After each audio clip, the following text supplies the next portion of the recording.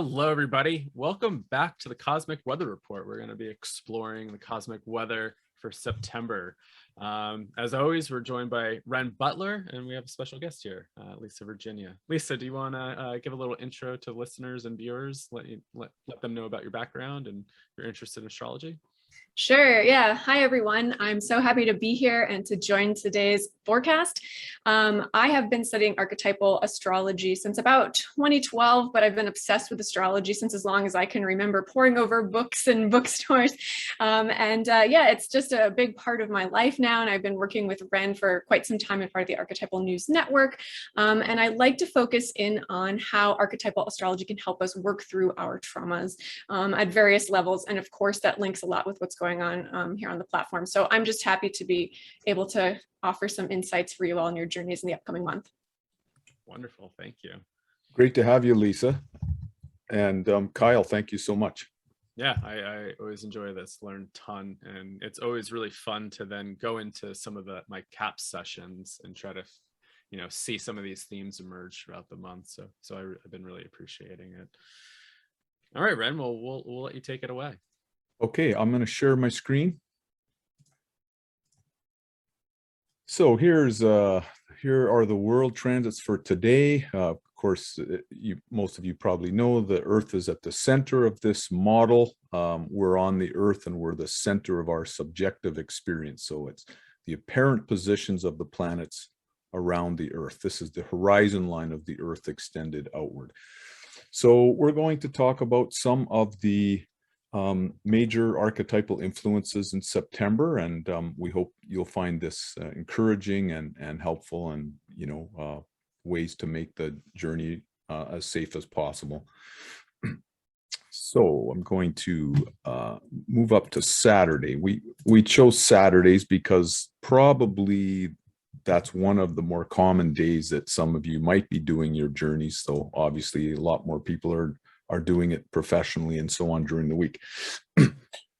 So one of the first things that stands out is the Sun-Mars conjunction in opposition with Neptune. And so that will be happening for about the first 3 weeks of September. And it's kind of a contradictory energy in some ways. Sun-Mars are very yang together, the Sun and Mars. They're both connected with like centrifugal energy, vitality, outrushing life force, very Aries in a sense. And I think both Lisa and I are Aries, if I remember correctly. The opposition to Neptune, however, Neptune works to spiritualize whatever it touches. It wants to soften, make it more sensitive. And so that's one of the issues we might be experiencing in our sessions, is like, how do we put energy out in the world? Are we overbearing? Are we obnoxious? Are we too yang, too competitive? And Neptune wants us to act more in synergy, in a more cooperative, sensitive way with the people and living things around us. Any thoughts on that? Yeah, absolutely. That's obviously something that's been going on for a little while, and it goes exact on September 2nd. So you might be feeling some of the acute aspect of the Mars-Neptune opposition there. And so some of the things that I like to think about with regard to this is like almost this feeling of like yelling into the void. You sort of approach the edge and you have this like aggressive sort of approach and direction, and I want to be pushing forward. But then, the bottom kind of falls out, or you're that sense of who you are and what you wanted can kind of dissolve. And I think to Renn's point about sort of checking yourself, I think that that's sort of like an automatic check function. Another way that I think is kind of fun to think about this is those like old Wile E. Coyote cartoons when the coyote's running and he has this like, he's going to catch that friggin' the bird, but then unfortunately he runs out into space and just sort of falls down. And so I think it's this like great sobering moment to just sort of, see what you were doing and sort of how that's not actually quite realistic, and have that come back to the divine, hopefully humbly, after you've had that sort of experience. So, yeah. Yeah, very well said. And if you're carrying one of those holes and you put it up against a cliff, don't think you're going to be able to run through it. Now, the Sun Mars is also in trine with Uranus. So one of the possible patterns in your sessions could be a feeling of weakened or lessened energy. Sun Mars Neptune, especially Mars Neptune, could be a kind of a blah energy, like a toxic, paralyzed feeling. You might feel a little bit of that, and then suddenly the breakthrough energy of Uranus kicks in, and you can feel like surges of enthusiasm. Could be discharges of anger in your session. Lisa's example of Wile E. Coyote is a good reminder why it's not good to run around when you're doing a session. You can let your legs move like you're running, but it's better to stay lying down. There is a Venus trine Jupiter for quite a bit of the month too. And this is just such a rich and grand energy. It will definitely support the before and after period, a sense of celebration, a sense of, a party. Ideally with Venus Jupiter, we enjoy the people we're with. There can be a appreciation of art and music and beauty, but also the Jupiterian feeling of a higher purpose, some kind of higher ethical, direction that everyone is following, some, higher reason. I have a few more comments, but any thoughts on that? Oh, no, I mean, I think that's absolutely correct. I mean, I think that it's just like a nice pairing to have. I kind of like with the with that Venus involvement as well, like throughout the month, because it's like a little bit less harsh with some of these other things. It can soften it, which is nice, and it can kind of be fun to look in sessions to sort of see how the two sort of like play off one another. I would see some of that a little bit later in the month as well. So. Yeah, it will, as I said, really support the feeling of like a fun gathering, a potluck with friends at the end of your session, dancing together, going for a walk together, having a circle of friends, something like that. The shadow side of Venus Jupiter is that you may feel pretty good as you're going into it, and you're thinking, I'm having such fun with my friends. Why am I going to suffer? Why am I actively putting up this lightning rod and asking for the deepest shadow energies in my psyche to come forth? And it's like, why? And there can be some brief resistance to going into the, kind of underworld of your psyche or allowing it to come forth, but it's really worth doing. And you'll get through it soon enough, and then you'll have that Venus Jupiter even more manifested.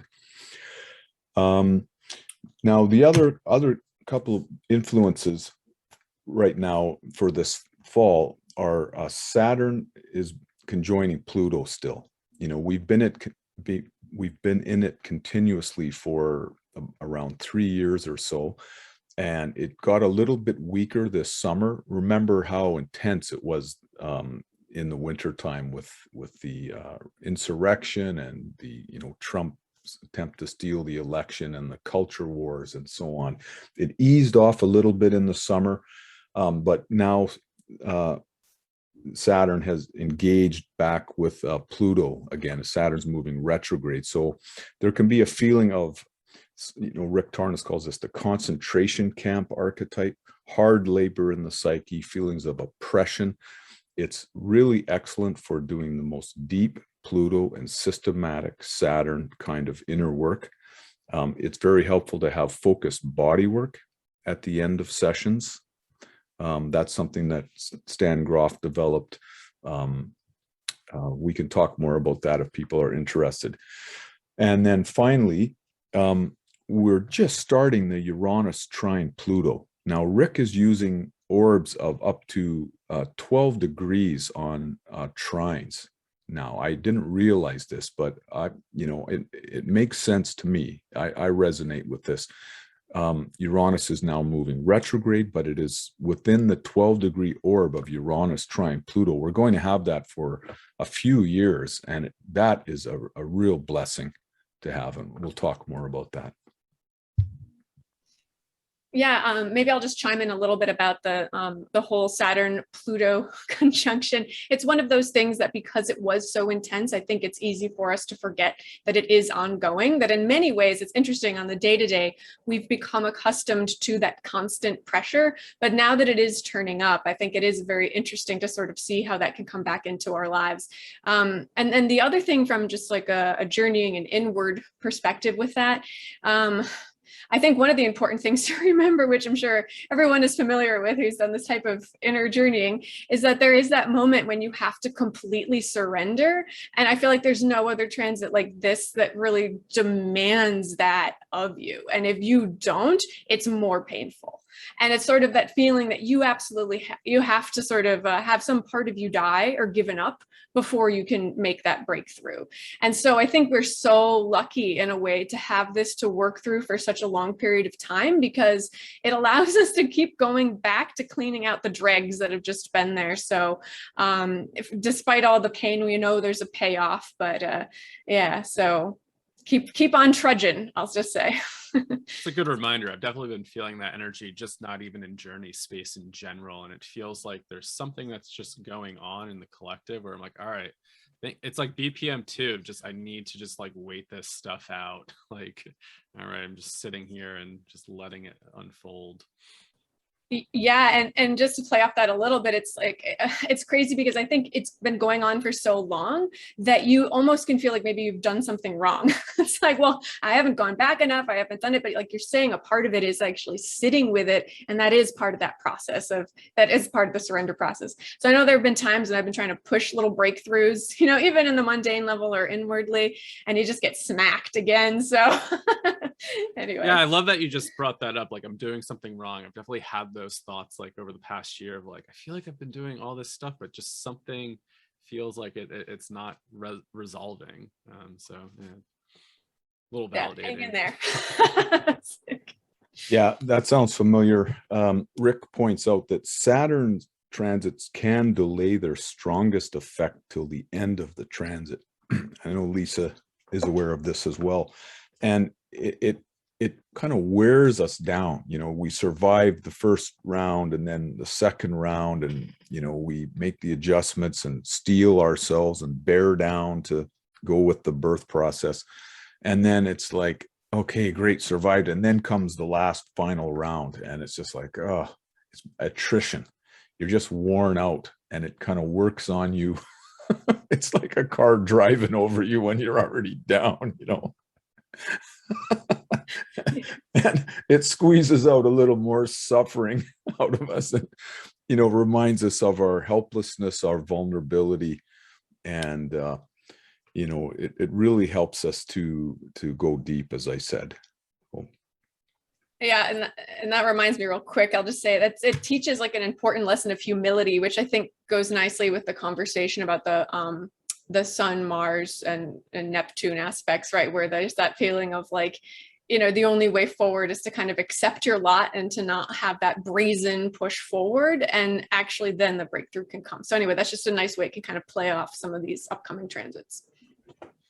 I'm happy to accept my lot. I just don't want to be turned into a pillar of salt. Yeah, good point. Okay, well, let's animate this forward. This is a solar fire program. So this is September 11th, Saturday. Look at that. That's exactly 20 years after the 9/11 attacks, right? Well, so the Sun Mars opposition Neptune is still very strong, and you know, the Mars Uranus and so on. So the Venus Jupiter trine is still happening, that grand lush social feeling, your sense of appreciation of the music and the beauty around you in sessions or after sessions will be enhanced. What is new is that Venus has begun to strongly square Saturn. So for the middle part of the month, Venus square Saturn, it helps us on the positive side to value the professional boundaries of our sitters, the clear professional boundaries. So as most of you listening probably realize, spouses in general do not make the best sitters. There are exceptions to this, but it's better to have an outside person come in and sit for one of you if you're in a couple. And then your spouse, your partner is there at the end of the session to hold your hand, to kind of take over on this bonding, merging side of the session. With Venus Saturn, it's also important to pay your sitters. If it's a friend who's sitting for you, talk about the issue of fair compensation. Pay them, do a trade. Somebody could be really generous and it's like, I'll just sit for you for nothing. And that's great, but offer something, try to make it a fair exchange. People can experience issues around feeling ugly, feeling unlovable. Feelings of heartbreak can come up around Venus Saturn. It helps us to cry and to get in touch with any past memories around that. Now, we haven't specifically talked about this Saturn square Uranus, but it is one of the most powerful world transits happening right now. In a way, kind of a subset of this Saturn Pluto this year in a sense, but it will continue on for several more years.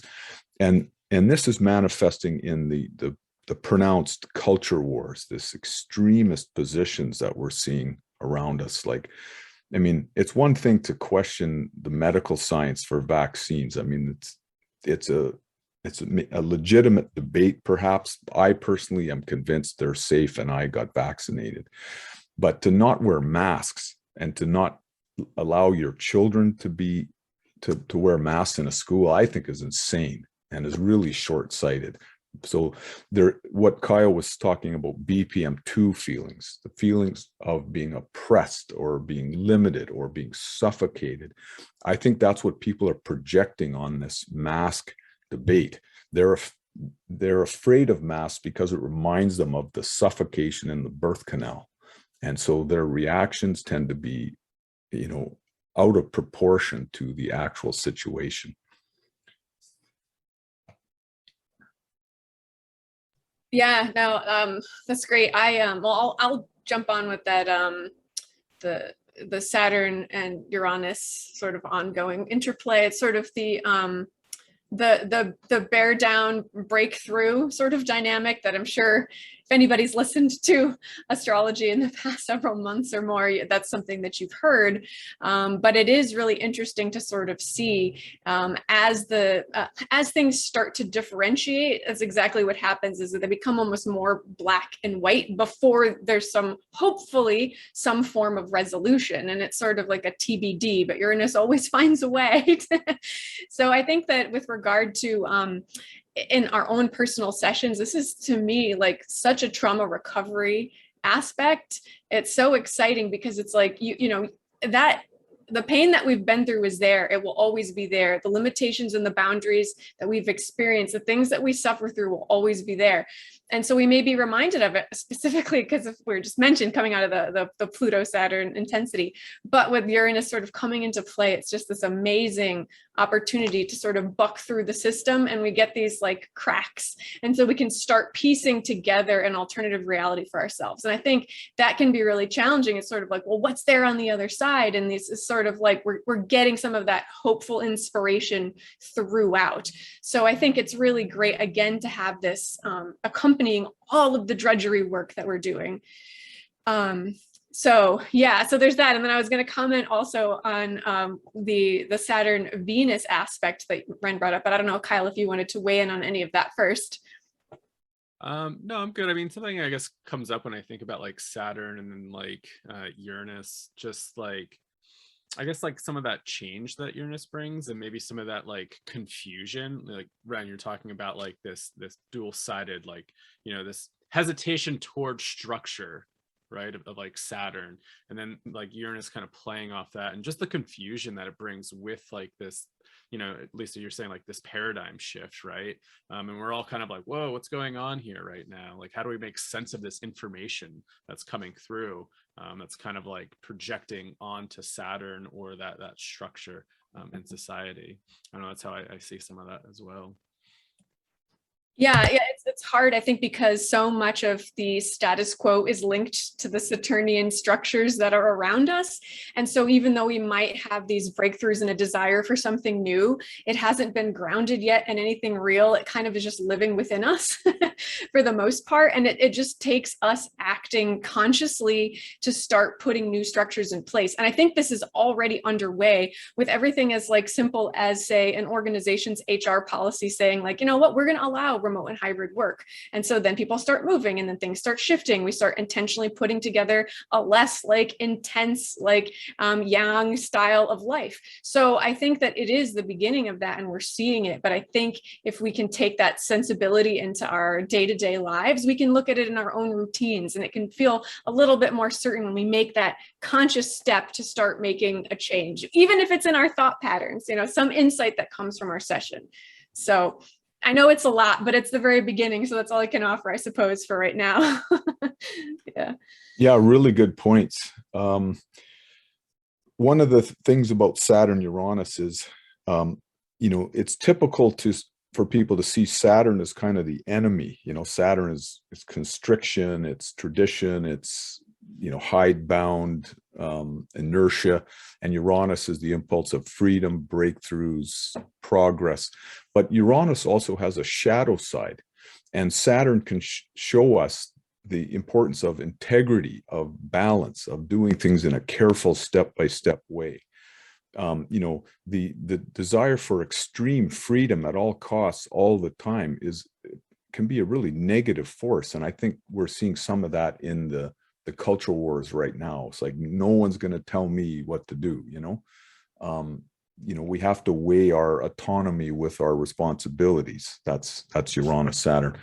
Another side of it that I've been thinking, I'm working on these articles on macro astrology. I think I've shared one or both of them with Lisa, and you know, the Mayan prophecy and so on, and you know, the role that Trump may have had in you know, certain part of the Mayan prophecy. It's quite incredible, and I look forward to sharing that article with people and some slideshows.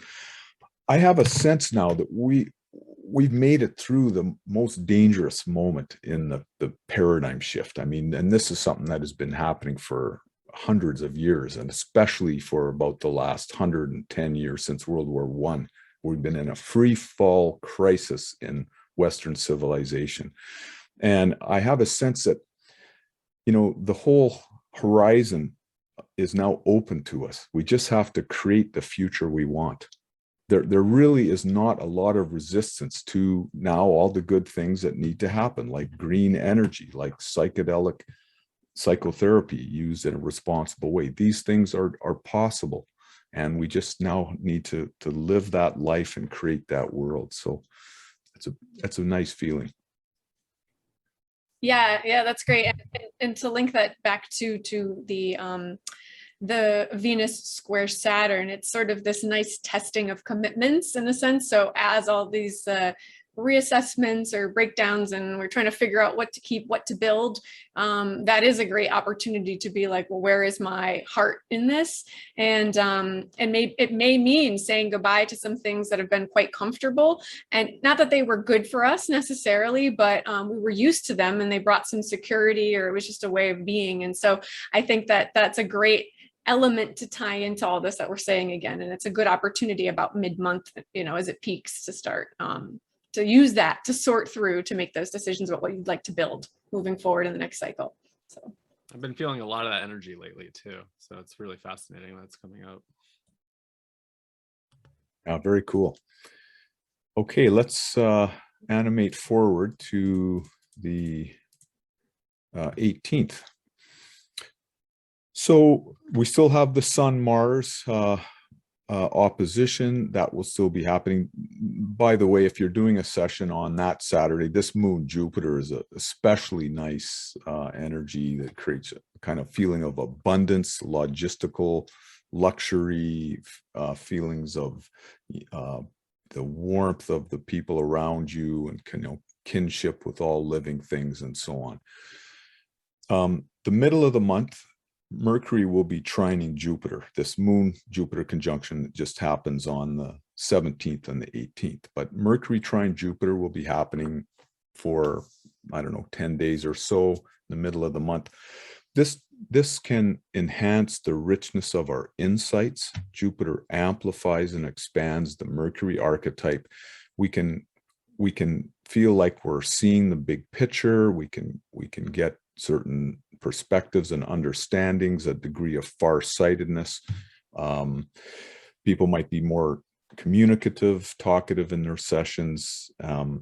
They might be tempted to write things down and feel like they've got the best ideas.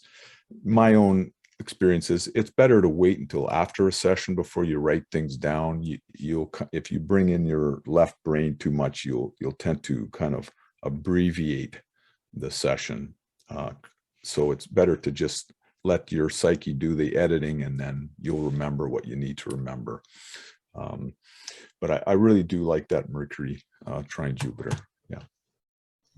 Yeah, I think that's great. I think, and we can layer that a little bit with the Sun Neptune, and sort of, so it's something that we might be able to access that connection to the other side, shall we say, because of some of the ongoing aspects where the potential to sort of break down our sense of certainty or who we are or the direction about where we're going is sort of, we already have some like inhibitions like gone in a sense. And so then we can, when we enter in with that heightened capacity for communication, I feel like it's an interesting place.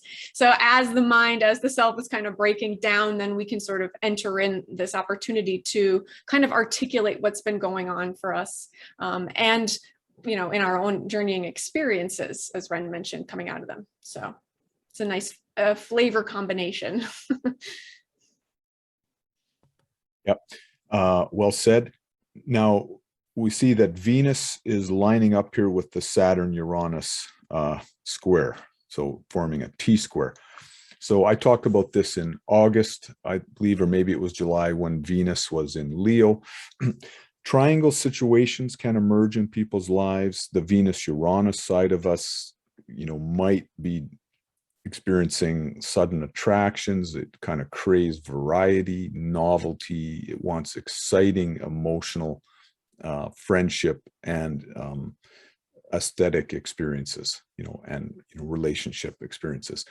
Whereas the Venus Saturn side of us really doesn't want mess. It doesn't want a hassle and trouble. It wants consistency, dependability, you know, not to mention setting the precedent of, you know, disrupting a relationship, and then you kind of seems like the universe, you know, wants you to have that what it's like to be on the other side of it. So there can sometimes be those kind of tensions, and it's a very good way to resolve those and face those issues in sessions. So in a session, you might experience BPM2 connected with your Venus, like, I'm not lovable, I'm not, you know, beautiful, I'm bored, or I'm being held in, I'm not having as much fun as I could have. And then when the session resolves into BPM4, which is most sessions will to some degree if you just stay with the experience, then you can have visions of brilliantly colored rebirth motifs, colorful mandalas, beautiful goddesses appear, and you realize that that's what you're really craving. That really satisfies the desire for you know, novelty and excitement and variety of experience more than anything else. Yeah, that's great. I don't have much to add to that, other than I just think it's when I was looking at this for a session, it's like that great sort of creative breakthrough, sparkling, just beautiful colors, like everything with like the Venus Uranus, just feeling of just an extra special punch potentially as you're kind of working through some of the things that Renn mentioned. And whether you're drinking punch or some other catalyst, that's a great way to get that exciting aesthetic vibrancy.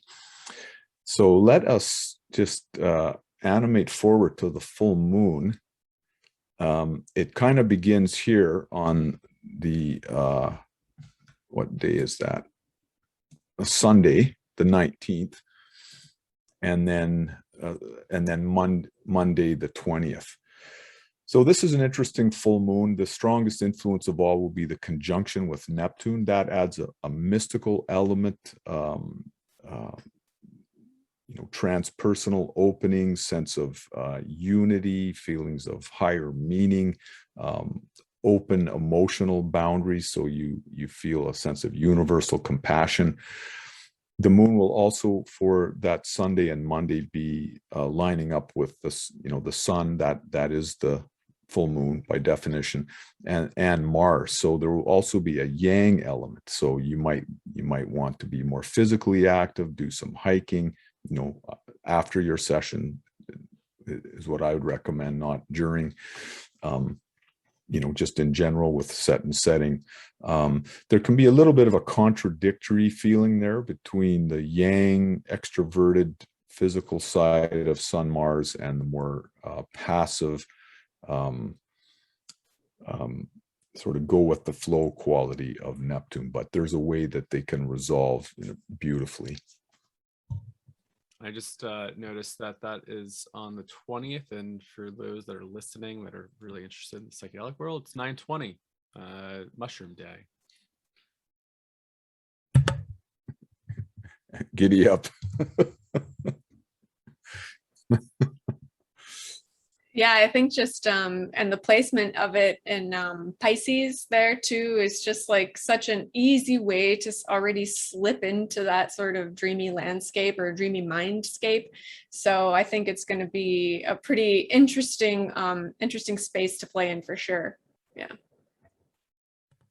Why 9/20? I mean, I'm aware of 4/20, but yeah, actually, Joe and I were just talking about this on the podcast today, because it falls around the fall equinox, and it's also like the height of mushroom season. And so they wanted the person that developed it, or kind of put that together. It's really like an educational day to really talk about the education around psychedelic mushrooms.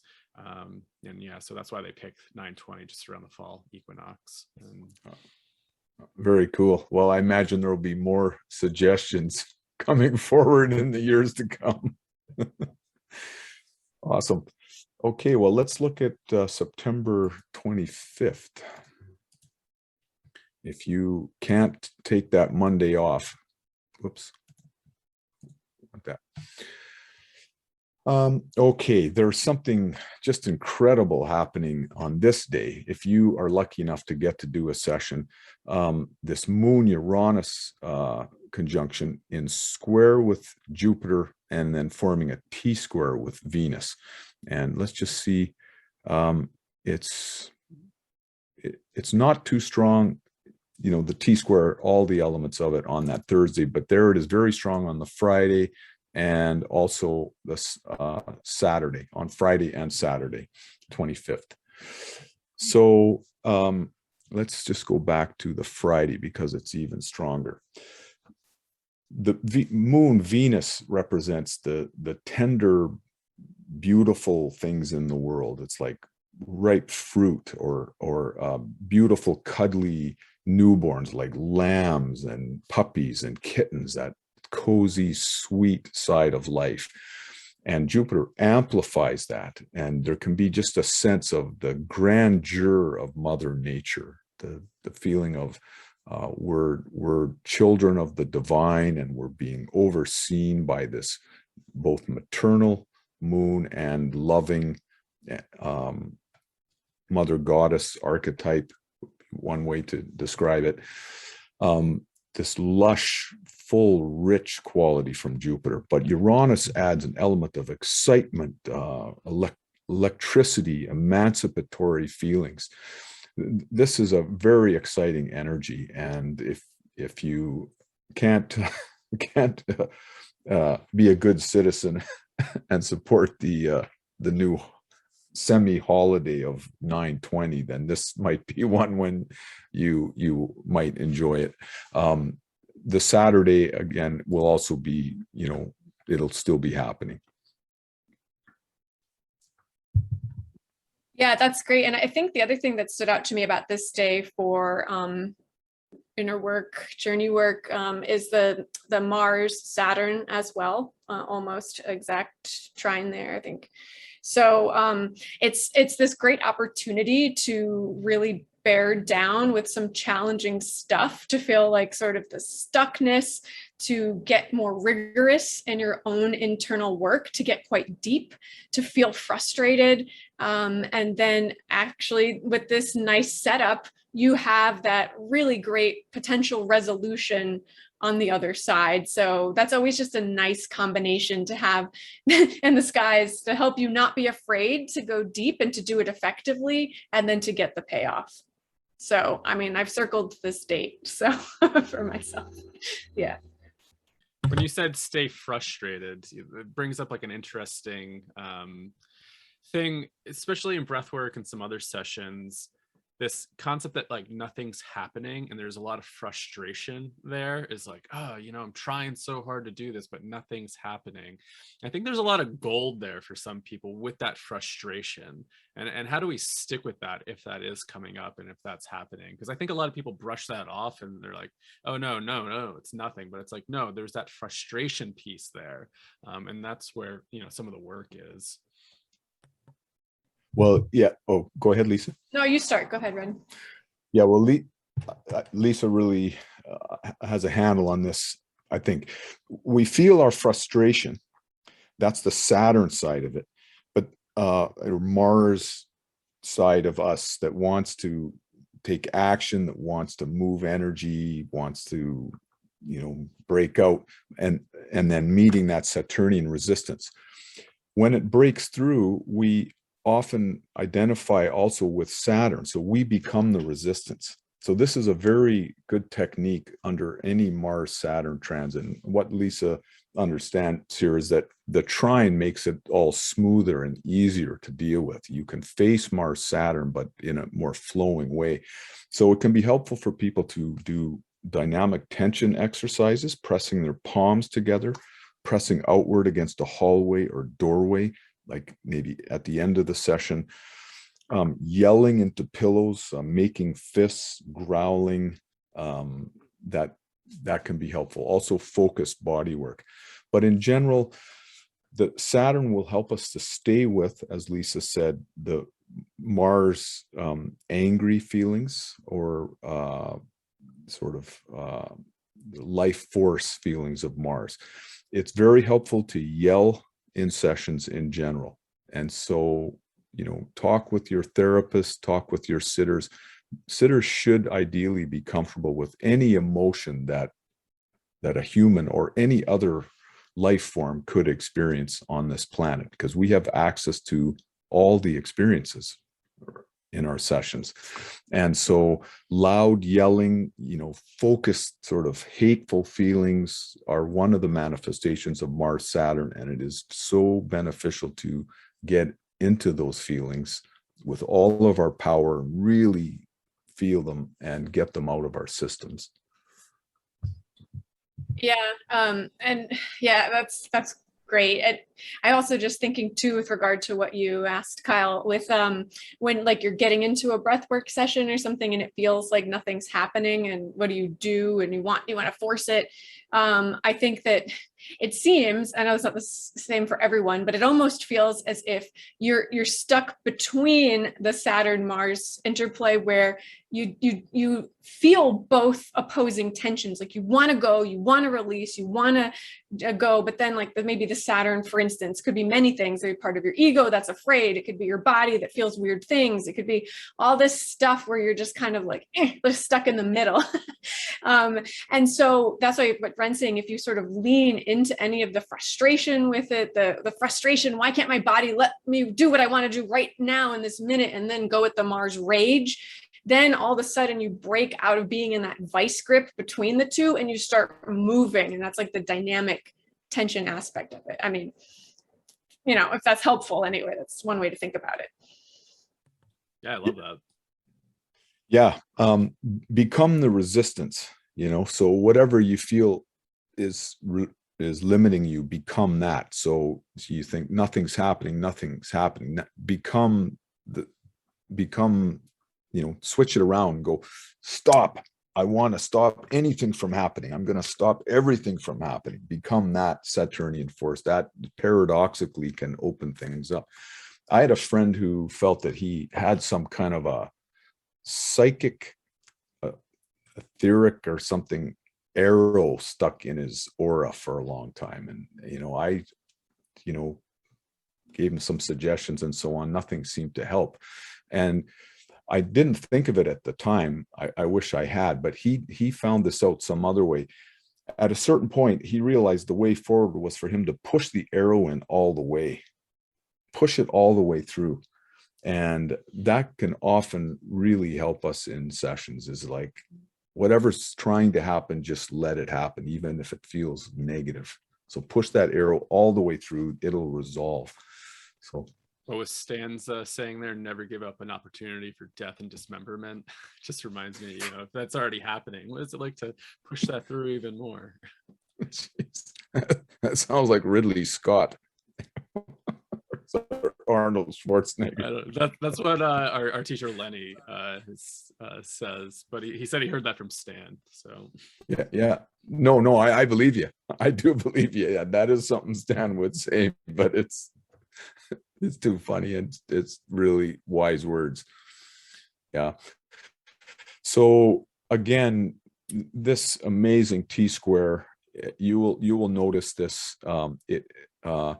You may feel a little bit of the Saturn archetypes kind of involved with it. By the Saturday, the moon Saturn will be out of orb. So that might even feel more kind of emancipatory, but you could have great experiences on your own. I mean, we don't recommend doing sessions on your own, but I know some people out there do that. You'll have more powerful experiences and safer ones if you have sitters there, the proper set and setting. You could feel lonely with these rich, lush, abundant feminine energies if you're alone. So it would be an unusually positive time to organize a special rebirthday potluck feast with favorite friends and family. And it will have both a grand and an exciting quality.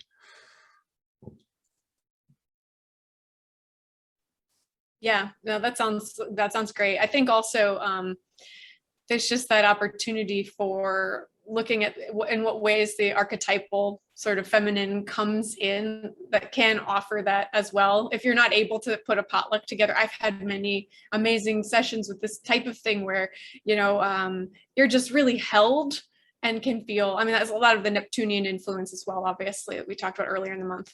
But the point is that it's a very reassuring softness that can take the edge off as well. So there's a benefit no matter what, I'd say. Yeah. Yeah, good point. We have such a high rate of vaccination up here, and I'm also on an island, and it's pretty easy to kind of snuff out COVID when it emerges because the boundaries are kind of determined. So, keep that in mind. It may have to be a smaller quality gathering rather than a larger one. But yeah, you may feel the divine grace of the feminine, capital F, feminine, coming directly through your psyche under these transits. Yeah, so that's the last Saturday in the month. Kyle, is anything else you'd like us to touch on? No, I don't think so. I mean, as I'm hearing you, kind of go through these archetypal themes, and then for those that are listening that may not, I guess, this might be new to you. I mean, I'm just even thinking about the dynamics that come up in sessions, right? And just understanding, I guess, how these archetypal themes emerge and how they interact with each other. I think it also provides us with really good skills for navigating that. Like Lisa, as we were talking about that, Mars Saturn, that frustration, that is something that comes up in a lot of sessions for people and they don't know how to work with it. And yeah, just understanding this, I think, is just so helpful for people to be like, okay, this is coming up. How do I help this person through this experience that they're going through right now? or encourage them to go through a certain process. So find a lot of good information here. Yeah, and just to summarize super briefly, the way forward is to feel it more, become more frustrated. That will probably turn out to be BPM 2, when you're literally being constricted and held in place. So that for most people is the most constricting situation of their entire lifetime. Yeah. Excuse me. Sorry. I think also, as you were saying, like how we can support others. So if you are sitting or with somebody, I think just being very clear that they have complete freedom to do what they need to do, because I think that, if you're not with someone that you've worked with before, or you're not sure about the setting and disturbing the neighbors, I don't know what the situation might be, just at the outset, that can be something to just ensure that everybody feels safe and comfortable, depending on obviously where you are in your level of experience doing this sort of thing. Yeah. Is that sort of what you were referring to? I mean, just looking at some of this stuff and the dynamics that come up, how to navigate it when they come up. Oh yeah. And how you're showing up and how you're feeling about those dynamics, and having maybe a little bit of insight around it. Be like, okay, this theme's showing up, like, maybe I just need to sit still and let that person kind of go through their own stuff. Do I need to intervene right now? And just kind of doing your own kind of check-ins at times and feeling into what's actually showing up in the room. It's usually better not to intervene. Totally. Obviously, I mean, there's so many different situations, right? But we're living in such a hyper yanged out culture where we're really given a lot of feedback for our active dynamic sides. Go out and grab life by the horns, and in sessions life is grabbing you by the horns. You're not grabbing anything, so it's important for people to realize that the emancipatory impulse is going to come from within. It'll be a surprising thing. It'll come from a strange direction. That's Uranus. It likes to be the cosmic trickster and save us when we're not expecting it. So, the frustration can be, I should do something. Maybe I should go outside instead, or I should do this or do that. And it's important that people just lie back and let the mother give birth to you, and wait till something surprises you. You can't really do anything to speed it up. And the Sun-Mars opposition Neptune for most of the month will remind us of that. It's like doing, not doing, that kind of way more like soft martial arts, Aikido approach. Yeah, I had like another way I was thinking about your question too, how to navigate it, but when you're in session and when the archetypes start to shift, because I think that's a really interesting time. I mean, if you're doing something like holotropic breathwork, the music that you usually do along with it can help with that transition.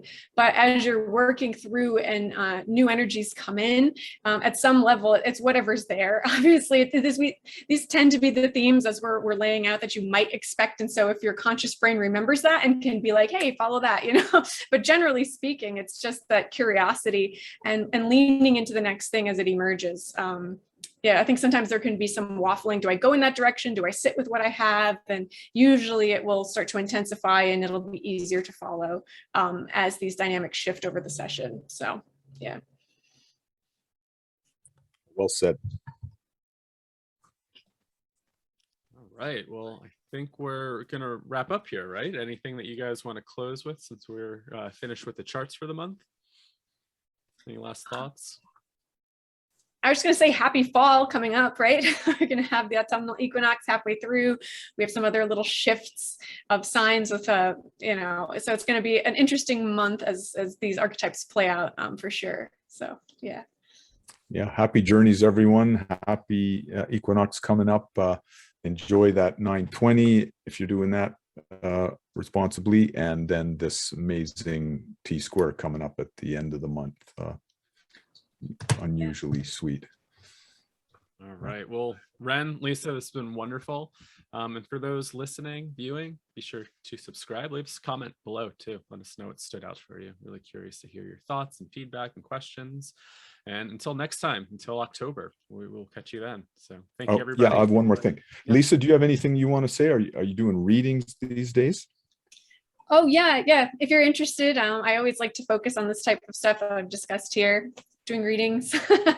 lisavirginia.com. Love to hear from you if you're interested. Just want to check it out. Highly recommend readings from Lisa. I'm doing my class, which starting in 3.5 weeks on archetypal and holotropic astrology. If you're interested in this area, there will be a wealth of very practical ways of doing sessions, of supporting your clients, and so on. When does that start? What's the date? September 25th, Saturday. Cool. So it'd be great if anyone wants to join in. Wonderful. And how can people find that again? What's your website? RennButler.com. All right. Wonderful. All right. Thanks again, everybody. Until next time. Thank you so much. Take care. Bye.